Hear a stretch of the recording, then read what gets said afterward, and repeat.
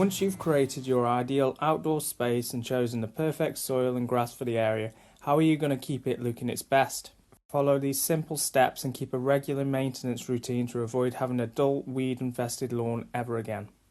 Many of these techniques are best applied during the autumn and spring, allowing the grass the best chance to repair and grow throughout the summer. 7 tips. 1. Removing weeds, thatch and moss. These pesky items can prevent growth by blocking air and nutrients from getting to the roots of the grass. These can appear anywhere, as there's so many ways they can be brought into the garden, by birds flying over, pets and other animals roaming across the grass, or even your clothing and footwear.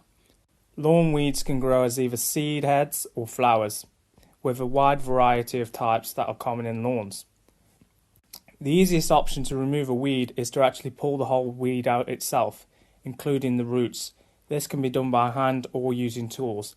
However, if there's a large quantity, spraying the weeds directly may be the best option. Thatch is a layer of organic matter that can build up between the grass leaves and the soil, consisting of dead leaves, grass and root stems. The build-up creates a blockage, preventing essential moisture and nutrients from penetrating the soil down to the roots. These areas are very easy to identify, with the ground having a very spongy feel, and a lack of nutrients will cause dull, dead patches on the lawn. The best solution for removing thatch is a process called scarification, which is the process of raking and removing the mulch from the lawn. There are a variety of tools available. You can use scarifiers or rakes, they will all do the same job.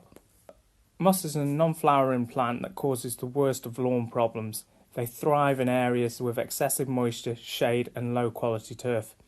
If left undiscovered or untreated, levels of moss will increase, reducing the grass's ability to grow.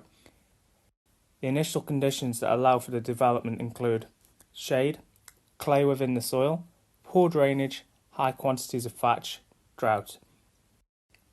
In order to remove moss, you must identify the cause of the problem. It can then be monitored and maintained with a feeding and scarifying program. 2. Improve drainage. Lawns with poor drainage often become waterlogged for hours or even days. This can lead to other complications for your lawn's health if drainage is not improved. The 2 most common causes for water buildup are the soil's ability to absorb the water and the landscape of the garden. Soil permeability. High levels of clay in the soil, soil compaction and layers of roots can all contribute to the prevention of water absorption. Depending on the extent of the problem, aeration can improve the flow of water and air to reduce the surface buildup. Alternatively, changing the nature of your soil can assist in getting desired drainage levels. This can be done by either using suitable plants for the existing soil type or gradually adjusting the soil type with new materials. Lawn topography. The shape of your lawn should naturally drive water away from buildings and areas which you don't want flooded. Any dips that you allow water to collect in a pool in one spot can damage grass and roots. It's important that you try to prevent waterlogging. When this occurs, fitting gutters and drains to direct excessive rainfall away from the turf, adding a section of wet plants that thrive in water, reshaping the area and adjusting the gradient are effective ways to improve the drainage.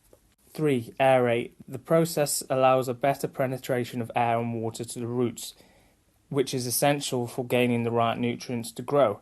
It is a good way to manage lawns that are affected by drought and waterlog. Aeration is performed by creating small holes in the soil at certain intervals and depths. This can be done by a garden fork, vertidrain or many other tools. For most lawns, this may only need to be done once or twice a year, but for sports pitches, this will get done on a regular basis. 4. Overseeding. Overseeding rejuvenates tired and worn out lawns by covering the entire space with large quantities of seed mix. This fills in damaged and thinning areas, whilst improving the colour and reducing the chance of weed and moss invasion. Typically, before seeds are applied to a lawn, you would aerate, scarify, mow and water the area well. Once seeded, you will need to keep the lawn moist to encourage germination, and top dressing will need to be added to protect the seed.